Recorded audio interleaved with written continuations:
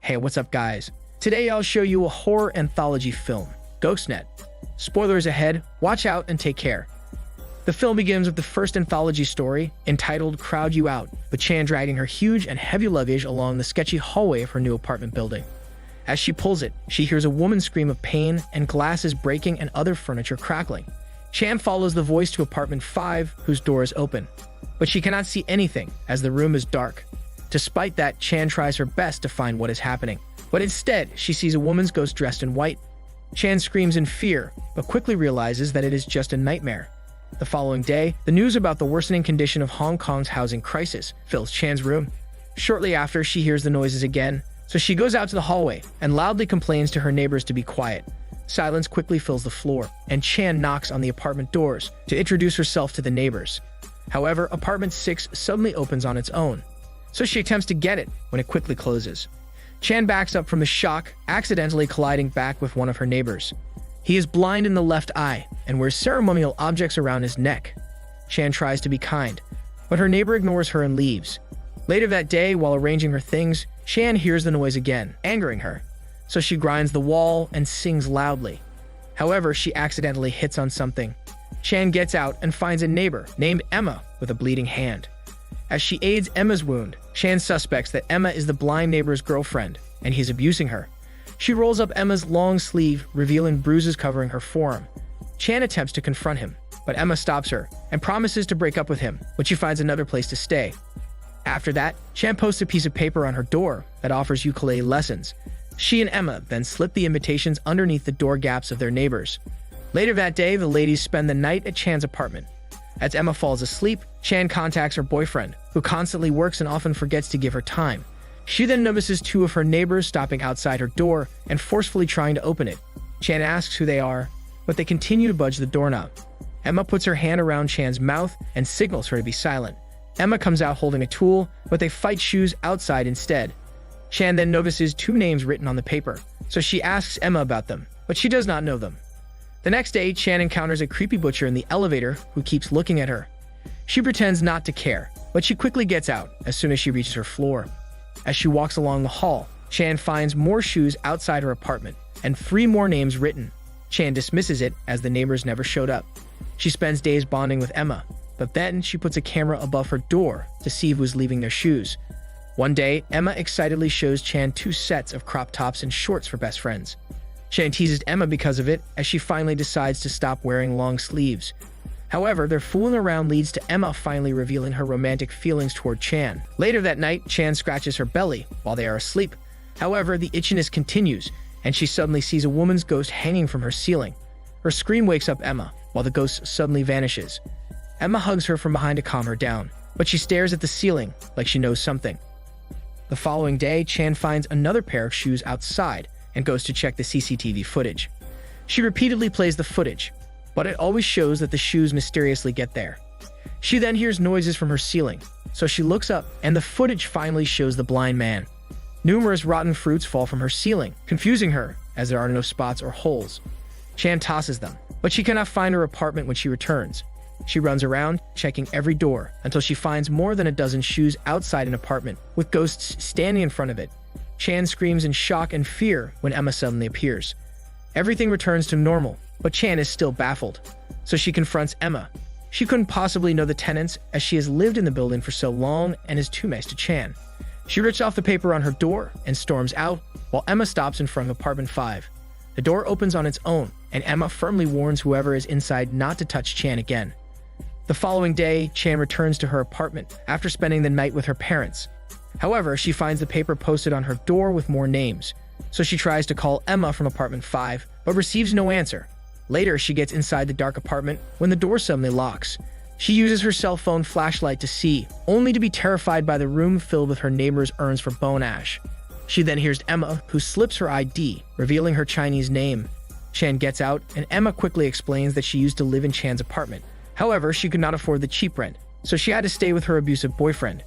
As they get inside Chan's apartment, they hear noises from the ceiling. Chan drags Emma outside, where they find a pair of shoes outside each apartment. The hallway lights turn off one by one, but Chan bravely faces whoever haunts their building and demands to let her and Emma live as she pays the rent monthly. It turns out the names shown at Chan's ukulele lesson post are actually from those dead tenants. The blind neighbor seems to be a Taoist priest who is keeping all of the remains of the dead tenants that makes the apartment haunted. What's more, a bone ash urn is found missing someday, and when the blind man replaces it with a new one, it shows it belongs to none other than Emma, indicating that Emma is also one of the dead tenants. The story ends with Chan enjoying her happy day in the apartment, but unbeknownst to her, she's manipulated to take the coffee made from Emma's bone ash. This allows Emma to assimilate with her soul, and in that way, Emma will take control of her body. The scene then transitions to the next story, entitled Double Body. It begins with a beautiful young lady named Yi. She silently cries while eating a cake she made for her boyfriend, who is too busy with work. The following day, Yi goes out and gets a tattoo on her back below her nape from a tattoo artist named Sam. Before the session begins, Sam's assistant talks with her. Yi endures the pain from the needle plucking her skin until Sam finishes his artwork. Yi receives a phone call from her boyfriend in the elevator, saying that he has come home from work. He excitedly returns home, only to find the apartment empty and dark with no sign of him. Yi disappointingly sits on the couch, where her boyfriend surprises her from behind. He sincerely apologizes for letting her down yesterday and not giving her time and attention. Yi happily accepts the apology as her lover is finally home. Later that night, while Yi checks her new tattoo in the bathroom mirror, her boyfriend comes in. However, the mirror reveals that it is not her boyfriend, but a ghost. Her boyfriend is actually asleep, but Yi is too preoccupied to even look in the mirror. The next day, Yi goes to the mall and buys baby stuff. After that, she goes to the bathroom to freshen up when she notices the first stall door opening by itself. Yi checks underneath, only to be mortified by a woman's ghost.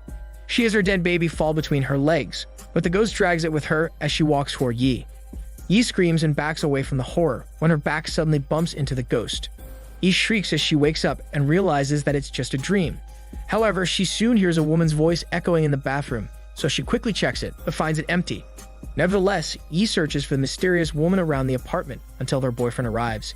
Yi immediately accuses her boyfriend of hiding a woman in their apartment and cheating on her. The boyfriend is genuinely confused and tries to deny her accusations. However, Yi refuses to calm down, as her doubts overpower her rationality. She even mentions that she got a tattoo because it is believed that tattoos can keep her lover from leaving her. This pushes her boyfriend to the edge, as he is tired of Yi's constant doubting and paranoia about his love for her, so he leaves her. Yi immediately returns to Sam and complains about her tattoo that obviously did not keep her boyfriend. However, he only replies that her tattoo cannot be undone. While in the elevator, Yi feels numerous ghosts behind her. But one woman stands out from the rest. He does not dare to look back and goes to the apartment straight away. However, the power suddenly goes out and Yi comes face to face with a woman's ghost whose skin is pale as white and whose eyes are the color of blood. She touches Yi's tattoo, sucking her soul and killing her. The next scene reveals that Sam's assistant is actually his wife. One day, he finds her dead body on the floor, and there is no explanation as to the reason for her death. Sam's wife and her unborn child's deaths greatly affected Sam, so he kept her body and tattooed her so as to bring her back.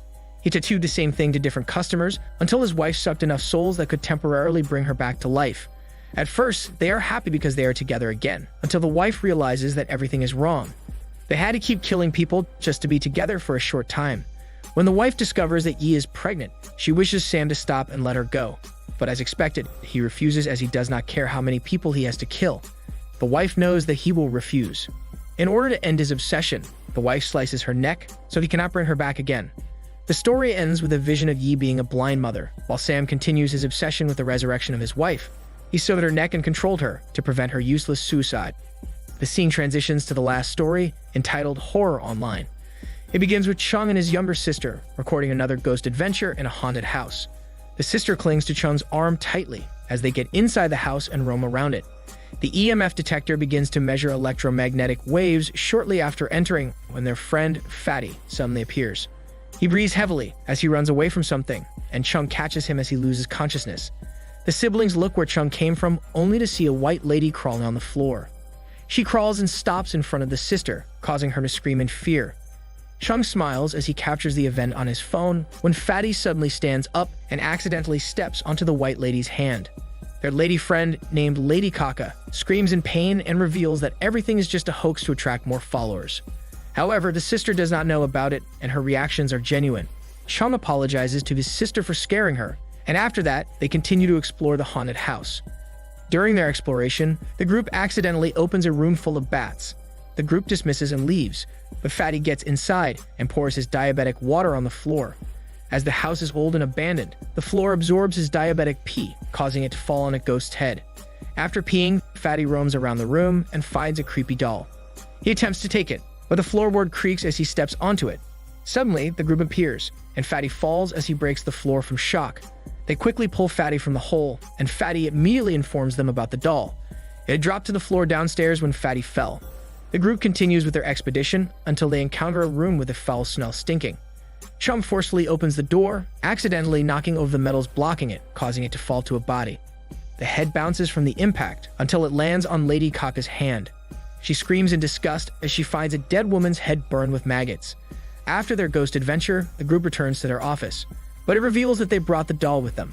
Chum and Fatty celebrate as they discover that over 8,000 people have watched their live broadcast yesterday. However, the sister has her attention focused on the doll. Later that night, while Chum checks their recordings, the doll suddenly moves by itself, knocking over something. However, Chum only hears the noise, so he dismisses it.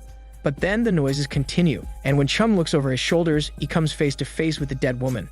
Chum falls from his hair, but he falls onto the haunted house grounds instead of the office floor. He finds his friends there, but his sister is not around. They are confused about being mysteriously brought back to the haunted house, but they encounter a couple's ghosts. The spirits attack them, causing Fatty to fall over the couch and realize it's just a dream. He gets up and goes to the bathroom to pee. However, water suddenly falls from the ceiling, which begins to turn black, like what happened in the haunted house previously. Fatty looks up nervously and finds a ghost looking down on him. He frantically denies that he did not pee his diabetes on the spirit, but he accidentally steps on a bottle, causing him to sleep and fall to the toilet, with his head inside the bowl. On the other hand, Chum's girlfriend arrives at the office and persuades him to show his clips. Because of his girlfriend's continuous nagging, Chum has to show her the videos. However, she posts them online without Chum's approval. Simultaneously, Lady Kaka is in her room doing her beauty routine, when maggots start to fall from the ceiling. Lady Kaka screams in disgust and immediately takes a shower. However, the water shower soon turns into a shower of maggots. Lady Kaka quickly takes the towel to clean herself, only to be confused when she sees that there are no maggots in the shower. The following day, the media, even Chum's girlfriend, clamor outside the haunted house, as the clips posted last night trended. The police reveals that the dead couple was both students and the woman was presumed pregnant, so they went to the haunted house to end their lives. Chum and his girlfriend enjoy the media's attention towards them. Later that day in the office, the sister notices strange things happening all at once. Fatty's head moves as the doll moves its eyes. Fatty is pale with water dripping from his body, and the remaining trio argues about a sandwich, which in the sister's eyes has maggots in it. Chum puts the plate on and notices that Fatty has disappeared. The sister can only gag in silence as Chum's girlfriend eats the maggot sandwich. Later that day, Chum and his girlfriend sneak into the dead woman's wake. Her corpse is in a room, and the two try to use her death for internet views. But before they can video her, the parents storm in, and the two immediately run away. However, his girlfriend pushes Chum to apologize, so Chum gives a lousy apology. As expected, her father beats Chum for using her family for fame. Suddenly, the candle lights out and the big picture frame falls from the wall. Because of that, the two finally leave the wake and return to the office. However, shortly after they arrive, the doll suddenly falls to the ground. At that same time, Lady Kaka is in the shower, with blood and water dripping from her body, as the sound of scissors can be heard. The two dismiss it and continue to converse when they hear a noise. Chum follows where it came from and finds his sister hiding in one of the kitchen cabinets. The sister is shivering, and Chum does not know what happened. Lady Kaka comes out of the bathroom with scars on her face. Lady Kaka cries to them that she cannot control herself, and the trio witnesses how Lady Kaka stabs herself in the neck with the scissors. The three immediately go to Fatty's place. However, they are too late. Toilet water has filled Fatty's body and face, ending his diabetic life. After that, the three promptly return to the haunted house, with Chum's girlfriend deleting the videos she posted. They then perform a ritual to talk to the haunted couple to apologize. Chum and his girlfriend do the pen fairy, where they hold a pen together and ask questions to the spirits. The two then call the couple spirits. When the sister suddenly talks for the first time, the sister apologizes for doing them wrong, and the two follow her lead. However, the dead couple is filled with anger. The sister sees the dead couple behind Chum and his girlfriend constantly moving the pen. So the sister saves her brother, but they cannot stop, as the dead man stabs Chum's girlfriend's hand and chokes her to death.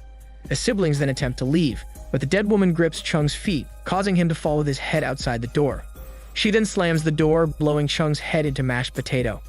The story ends with the doll watching everything from the internet, as the scene reveals that their deaths were recorded online. This is Daniel's CC Movie Channel. Stay safe and enjoy your day.